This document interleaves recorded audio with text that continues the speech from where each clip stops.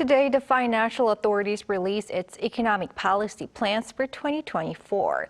The overarching theme is to reinvigorate people's livelihoods after a year of high consumer prices and interest rates. Our economics correspondent Moon Hye-ryeon joins me in the studio. Hello, Hye-ryeon. Good evening, Jung-min. Evening. So how is this year's direction different from last year's? So the focus last year versus this year is a little different.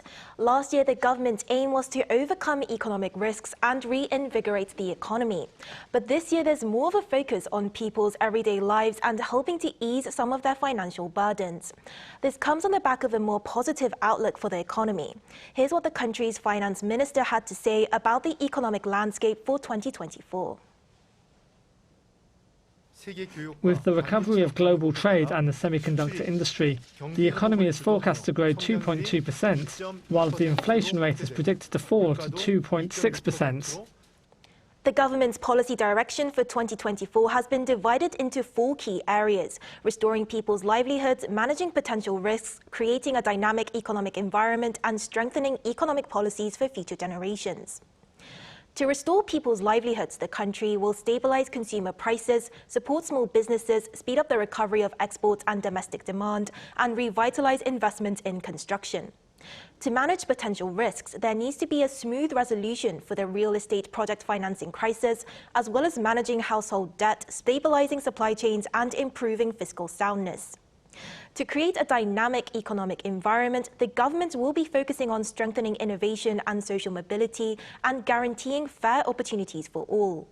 And finally, to support future generations, some key goals will be to secure financial sustainability, promote opportunities for younger generations, and respond to climate and population challenges. And Hye-ryeon, in that case, what are some new measures this year to ease financial burden for people and manage potential risks? Well, Jung-min, as the key focus is to restore people's livelihoods after a difficult past year, there are new and improved policies geared towards lowering costs and supporting groups that were particularly affected by high interest rates and prices. And it all ties in with managing risks such as supply chains of intermediate materials to lower costs for domestic firms. One way that the government will be lowering prices this year to achieve its goal of pushing inflation back down to the 2% range is by removing or lowering tariffs for a record number of fruits and vegetables.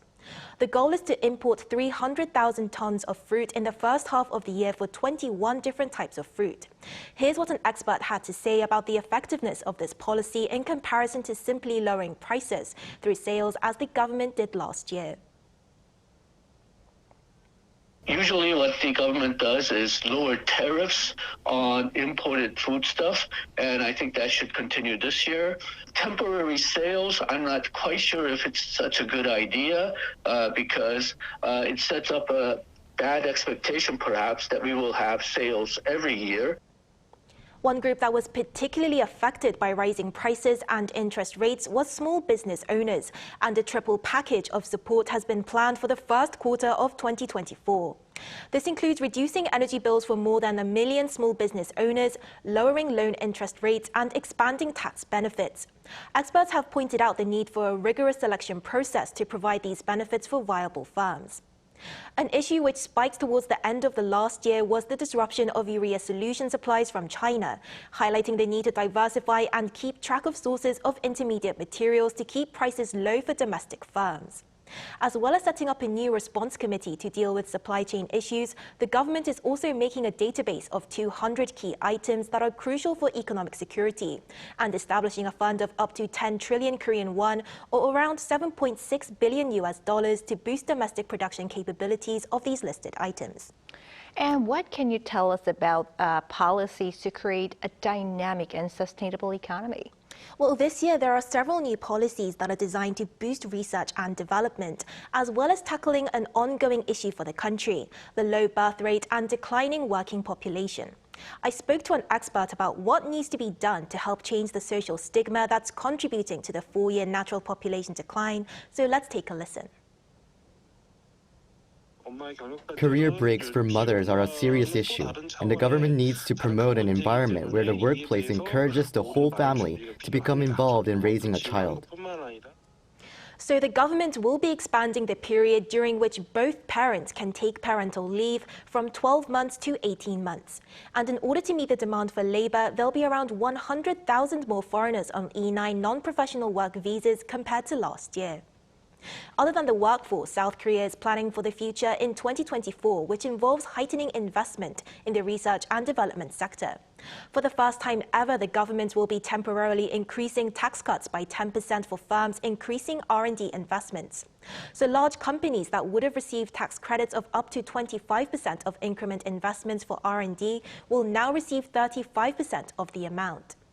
In addition to this, the government will be funding SMEs in 5 key sectors: chips, rechargeable batteries, bio, future mobility, and hydrogen industries, with a starting budget of 3 trillion won, or roughly $2.3 billion.